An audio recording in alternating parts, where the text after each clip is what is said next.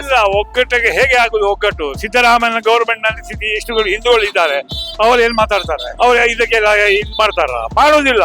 ಈಗ ಮೋದಿ ಇದ್ದವರ ಕಾರಣ ನಾವೇನೋ ಬಚಾವಾಗಿದ್ದೇವೆ. ಒಂದು ತರ ಮೋದಿ ಇಲ್ಲದಿದ್ರೆ ಉಂಟಲ್ಲ, ನಮ್ಮ ಅವಸ್ಥೆ ಏನಾಗ್ತಿತ್ತೋ ಯಾರಿಗೆ ಗೊತ್ತು, ದೇವರಿಗೆ ಗೊತ್ತು. ಎಲ್ಲರ ಕಳ್ಳರಿಗೆ ಸಪೋರ್ಟ್ ಮಾಡುದಲ್ಲದೆ ಕಳ್ಳರನ್ನು ಬಿಟ್ಟು ಇದು ಮಾಡಿದ್ದಾರೆ ಅವರು. ಒಂದು ಒಳ್ಳೆ ರೀತಿಯಲ್ಲಿ ಒಂದು ಕಂಪ್ಲೇಂಟ್ ಇದು ಹೀಗೆ ಕಂಪ್ಲೇಂಟ್ ಉಂಟು ಅಂತ ಹೇಳಿದ್ರೆ ಅವನ ಮೇಲೆ ಕೇಸ್ ಮಾಡ್ತಾರೆ. ಈಗ ನಾವು ಜನರೇ ಹಾಳಾದ ದೇವರನ್ನು ತೋರಿಸ್ ಯಾಕೆ? ಜನರೇ ಸರಿ ಇಲ್ಲ. ಒಟ್ಟ ದುಡ್ಡು ಮಾಡ್ಬೇಕು, ದುಡ್ಡೇ ದೊಡ್ಡಪ್ಪ. ಹರಿಯಂ ಎಲ್ರಿಗೂ ನಮಸ್ಕಾರ. ನಾನು ಪ್ರಜ್ವಲ್ ಬಲ್ಯ, ರಿತಮ್ ಕನ್ನಡಕ್ಕೆ ಸ್ವಾಗತ. ತಿರುಪತಿ ಎಂದಾಕ್ಷಣ ನಮ್ಗೆ ನೆನಪಾಗುತ್ತೆ ಅಲ್ಲಿನ ಲಡ್ಡು ಪ್ರಸಾದ. ಈ ಲಡ್ಡು ಪ್ರಸಾದದಲ್ಲಿ ಕೂಡ ಹಿಂದಿನ ಸರ್ಕಾರ ಇರುವಾಗ ದನದ ಕೊಬ್ಬು ಹಾಗೂ ಪ್ರಾಣಿಗಳ ಕೊಬ್ಬನ್ನು ಮಿಶ್ರಣ ಮಾಡಿದ್ದೇವೆ ಅಂತ ನಾವು ಕೇಳಿದ್ದೇವೆ. ಈ ಬಗ್ಗೆ ನಾವು ಜನರ ಬಳಿಯೇ ಹೋಗಿ ಅವರ ಅಭಿಪ್ರಾಯಗಳನ್ನು ಕೇಳ್ಕೊಂಡು ಬರೋಣ ಬನ್ನಿ.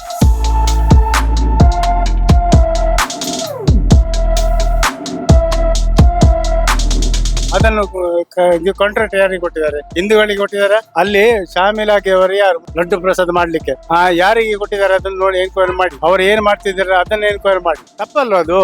ಅಂತವರಿಗೆ ಯಾವತ್ತೂ ಕೂಡ ನಾವು ಸಪೋರ್ಟ್ ಮಾಡಬಾರ್ದು. ಅಂತವರನ್ನ ಕಾಂಟ್ರಾಕ್ಟರ್ನಿಗೆ ಕ್ಯಾನ್ಸಲ್ ಮಾಡಿ ಸರಿಯಾದ ಹಿಂದೂಗಳಿಗೆ ಕೊಡ್ಲಿ. ಅಲ್ಲ, ಹಾಕ್ಬಾರ್ದಿತ್ತು ಅವರು. ಅದೀಗ ಹಳೆ ಗವರ್ಮೆಂಟ್ ಇದ್ದಾಗ ದಾವಣಗೆರೆ ತುಪ್ಪ ಬೆಣ್ಣೆ ದೋಸೆ ಅಂತ ಹೇಳ್ತಿದ್ರಲ್ಲ, ಅದೇ ತರ ಅವರು ಕೂಡ ಏನೋ ಇಲ್ಲಿ ನಿಲ್ಲಿಸಿದ ನಂತರ ಅವರು ತಿರುಪತಿ ಕಾಂಟ್ಯಾಕ್ಟ್ ಮಾಡಿ ಕಳಪೆ ಇದು ಸುಲಭದಲ್ಲಿ ಸಿಗ್ತಾ ಇಲ್ಲ ಅಂತ ಹೇಳಿ ಅವರು ಕೂಡ ತಗೊಳ್ಳಿಕ್ ಶುರು ಮಾಡಿದ್ರು. ನಾನು ಕೂಡ ಆಂಧ್ರದಲ್ಲಿ ಇದ್ದವನೇ, ಗೊತ್ತಾಯ್ತಲ್ಲ ನಮ್ಗೆ ಗೊತ್ತು. ಅಲ್ಲಿ ಜಗಮೋಹನ್ ರೆಡ್ಡಿ ಬಂದ ನಂತರ ಸ್ವಲ್ಪ ಹಾಳಾಗಿದೆ. ಅಲ್ಲಿ ಅಡ್ಮಿನಿಸ್ಟ್ರೇಷನ್ ಎಲ್ಲ ಕ್ರಿಶ್ಚಿಯನ್ಸ್, ಗೊತ್ತಾಯ್ತಾ? ಅಡ್ಮಿನಿಸ್ಟ್ರೇಷನ್ ಅವಂದು ಭಾವ ಮಾಡೋದು. ಅವನ ಹೆಂಡತಿ ಅಷ್ಟು ಇದಿಲ್ಲ, ರಿಲಿಜಿಯಸ್ ಮೈಂಡೆಡ್ ಇಲ್ಲ. ಬಟ್ ಭಾವನ ಹೆಂಡತಿ ಅವಳು ತುಂಬಾ ರಿಲಿಜಿಯಸ್ ಮೈಂಡೆಡ್. ನಮ್ಗೆ ಅಲ್ಲಿ ಅವರು ಹೇಳಿದ್ದು. ನಾನು ಅಲ್ಲಿ ಆಂಧ್ರ ಪ್ರದೇಶದಲ್ಲಿ ಇದ್ದೆ ಕೆಲಸ ಮಾಡಿಕೊಂಡು. ಮತ್ತೆ ಇನ್ನು ಹೇಳಲಿಕ್ಕೆ ಆಗೋದಿಲ್ಲ. ಆದ್ರೆ ಅಷ್ಟು ನನ್ನದು ಇದೆಲ್ಲ ಮಾಡ್ತಾರ ಅಂತ ಹೇಳಲಿಕ್ಕೆ ಆಗೋದಿಲ್ಲ. ಕೇಳಿ ಬಹಳ ಬೇಸರ ಆಯ್ತು. ಮತ್ತೆ ಅದು ಅವರು ಬೇಕಂತಲೇ ತಿನ್ನಿಸಿದ್ದು ಕಾಣ್ತದೆ ಹಿಂದೂಗಳನ್ನು ಇದು ಮಾಡ್ಲಿಕ್ಕೆ. ಅಲ್ಲಿ ಕೆಲಸದವರನ್ನು ಬೇರೆಯವರು ಜಾತಿಯವರನ್ನೆಲ್ಲ ಇಟ್ಟಿದ್ದಾರಲ್ಲ, ಹಿಂದೂಗಳನ್ನು ಇಡ್ಲಿಲ್ಲ. ಈಗ ಇವರು ಬಂದು ಹೊಸ ಗೌರ್ಮೆಂಟ್ ಹಿಂದೂಗಳನ್ನು ಇಟ್ಟಿದ್ದಾರೆ. ಇಂಥದ್ದೆಲ್ಲ ಪ್ರಕರಣ ಮಾಡಿದ್ದಾರೆ. ಗೌರ್ಮೆಂಟ್ ನೋಡ್ಬೇಕು, ಮತ್ತೆ ಜನ ಹೇಳ್ಬೇಕು, ಹಿಂದೂಗಳು ಹೇಳ್ಬೇಕು, ಆವಾಗ ಮಾತ್ರ ಆಗ್ತದೆ. ಇಲ್ಲಾಂದ್ರೆ ಭಾರಿ ಕಷ್ಟ ನಮ್ಗೆ. ಇನ್ನು ಮುಂದೆ ಇದ್ರ ಮೇಲೆ ಮತ್ತೆ ಪ್ರಾಬ್ಲಮ್ ಆಗ್ತದೆ. ಅದೇ ಒಂದು ವಿಪರ್ಯಾಸ. ಯಾವ್ದು ಅಂಥದ್ದೆಲ್ಲ ಮಾಡಬಾರದು. ಅಂಥದ್ದಕ್ಕೆ ನಾವು ಸಪೋರ್ಟ್ ಕೊಡಬಾರದು. ಅಂಥದ್ದೆಲ್ಲ ಅವರ ಮೇಲೆ ಕ್ರಿಮಿನಲ್ ಮೊಕದ್ದಮೆ ಹಾಕಿ ಅವರನ್ನು ಇದು ಮಾಡ್ಬೇಕು. ಅದು ನಮ್ಮಲ್ಲಿ ಕಾನೂನು ಸರಿ ಇಲ್ಲ. ಏನ್ ಮಾಡೋದು? ನಮ್ಮಲ್ಲಿ ಕಾನೂನು ಸರಿ ಇಲ್ಲದ ಕಾರಣ ಇಂಥದ್ದೆಲ್ಲ ಪ್ರಾಬ್ಲಮ್ ಜಾಸ್ತಿ ಆಗುದು. ಅದು ಗೌರ್ಮೆಂಟ್ ನೋಡ್ಬೇಕು. ಈಗ ನಾವು ತಿನ್ನದಲ್ಲಿ ಪ್ರಾಣಿಗಳು ಕೊಬ್ಬುಂಟು. ಹೋಟೆಲ್ನಲ್ಲಿ ಹೋಗಿ ಯಾವ್ದು ನಿಮಗೆ ಇಲ್ಲ, ಎಲ್ಲ ಅಡಲ್ಟ್ರೇಷನ್ ಎಲ್ಲ ಮಿಕ್ಸ್ ಬೀಳುತ್ತೆ. ಹಾಗಾಗಿ ಜನರಿಗೆ ಈಗ ಕಿಡ್ನಿ ಸಮಸ್ಯೆ, ಲಿವರ್ ಸಮಸ್ಯೆ ಬರೋದು. ಗಣೆಯಲ್ಲಿ ಮಾಡಿದ ತಿಂಡಿ ತಿಂದ್ರೆ ಅವರಿಗೆ ಏನಾಗುದಿಲ್ಲ ಆರೋಗ್ಯಕ್ಕೆ. ಎಲ್ಲ ಫುಡ್ ಇಂಥದ್ದೇ ನಮ್ದು. ನಾವು ಜನರೇ ಹಾಳಾದ ದೇವರನ್ನು ತೋರಿಸ್ ಯಾಕೆ? ಜನರೇ ಸರಿ ಇಲ್ಲ. ಒಟ್ಟ ದುಡ್ಡು ಮಾಡ್ಬೇಕು, ದುಡ್ಡೇ ದೊಡ್ಡಪ್ಪ. ಮತ್ತೆ ಅದ್ರ ಮುಂದೆ ಯಾವ್ದು ಇಲ್ಲ. ತಂದೆ ಇಲ್ಲ, ತಾಯಿ ಇಲ್ಲ, ದೇವರ ಏನಿಲ್ಲ, ದುಡ್ಡೇ ದೊಡ್ಡಪ್ಪ. ಅದೇ ತಪ್ಪಲ್ವ ಅದು? ಅದು ಅವರ ಮನುಷ್ಯತ್ವವೇ ಅಲ್ಲದವರು ನನ್ನ ಪ್ರಕಾರ. ಯಾಕೆ ಹೇಳ್ತಾರೆ ಅಂತ ಹೇಳಿದ್ರೆ, ಇಲ್ಲಿ ಹಿಂದೂ ಧಾರ್ಮಿಕದಲ್ಲಿ ಎಷ್ಟು ದೇವಸ್ಥಾನಗಳಿದೆ, ಎಷ್ಟು ಪುಣ್ಯ ಕ್ಷೇತ್ರಗಳಿದೆ ಅಂತ ಇಡೀ ಕರ್ನಾಟಕದಲ್ಲಿ ಮೇನ್ ಹೇಳಿದ್ರೆ. ಅದು ಕೂಡ ತಮಿಳುನಾಡಿಗೆ ಕೂಡ ಒಳ್ಳೆ ದೇವಸ್ಥಾನಗಳು ಇದೆ, ಇಲ್ಲ ಅಂತಲ್ಲ.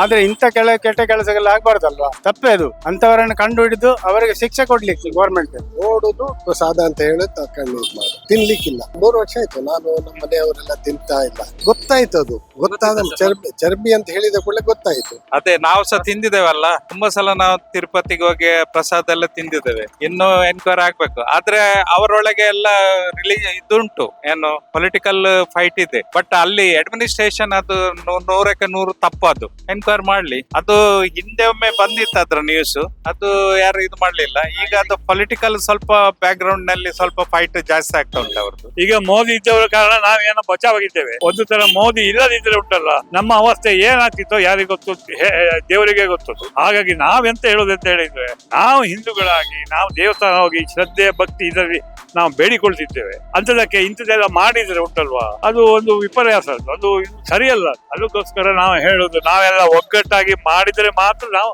ಬದುಕಬಹುದು. ಇಲ್ಲಾಂದ್ರೆ ಬಾಂಗ್ಲಾದಲ್ಲಿ, ಶ್ರೀಲಂಕಾದಲ್ಲಿ ಅದನ್ನು ನೋಡಿದ್ವಿ ನಾವು. ಗೌರ್ಮೆಂಟ್ ಅಂತವ್ರು, ಈಗಿನ ಗೌರ್ಮೆಂಟ್ ಅಂತವರಿಗೆ, ಕರ್ನಾಟಕ ಗೌರ್ಮೆಂಟ್ ಈಗಿನ ಅಂತವರಿಗೆ ಸಪೋರ್ಟ್ ಮಾಡ್ತಾ ಇದ್ದೆ ಗೊತ್ತಾ? ಯಾಕೆ ಮಾಡ್ತಾ ಇದೆ ಇದನ್ನೆಲ್ಲ? ಎಲ್ಲರ ಕಳ್ಳರಿಗೆ ಸಪೋರ್ಟ್ ಮಾಡೋದಲ್ಲದೆ ಕಳ್ಳರನ್ನು ಬಿಟ್ಟು ಇದು ಮಾಡಿದ್ದಾರೆ ಅವರು.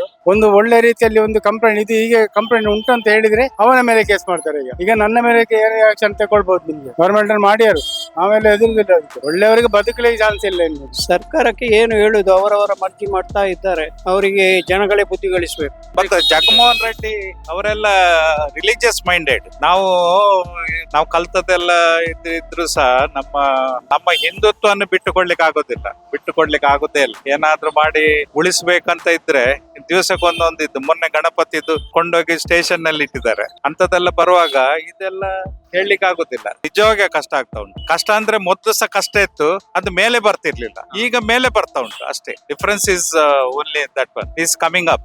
ಒಗ್ಗಟ್ಟಿಗೆ ಹೇಗೆ ಆಗುದು ಒಗ್ಗಟ್ಟು? ಸಿದ್ದರಾಮಯ್ಯ ಗೌರ್ಮೆಂಟ್ ನಲ್ಲಿ ಎಷ್ಟು ಹಿಂದೂಗಳು ಇದ್ದಾರೆ, ಅವ್ರು ಏನ್ ಮಾತಾಡ್ತಾರೆ? ಅವ್ರು ಇದಕ್ಕೆಲ್ಲ ಇದ್ ಮಾಡ್ತಾರ? ಮಾಡೋದಿಲ್ಲ. ಒಗ್ಗಟ್ಟಂದ್ರೆ ಎಲ್ಲರೂ ಒಗ್ಗಟ್ಟಾಗ್ಬೇಕು, ಆದ್ರೆ ಮಾತ್ರ ಹಿಂದೂಗಳು ಒಗ್ಗಟ್ಟಾದಾಗ ಮಾತ್ರ ಇದನ್ನೆಲ್ಲ ವಿರೋಧಿಸಲಿಕ್ಕೆ ಸಾಧ್ಯ ಅಂತ ಹೇಳಿ. ಖಂಡಿತ ಎಲ್ಲರೂ ಒಟ್ಟಾದ್ರೆ ಎಲ್ಲ ಆಗ್ತದೆ. ಒಗ್ಗಟ್ಟಿನಲ್ಲಿ ಬಲವಿದೆ ಎಂದು ಒಂದು ಮಾತುಂಟು.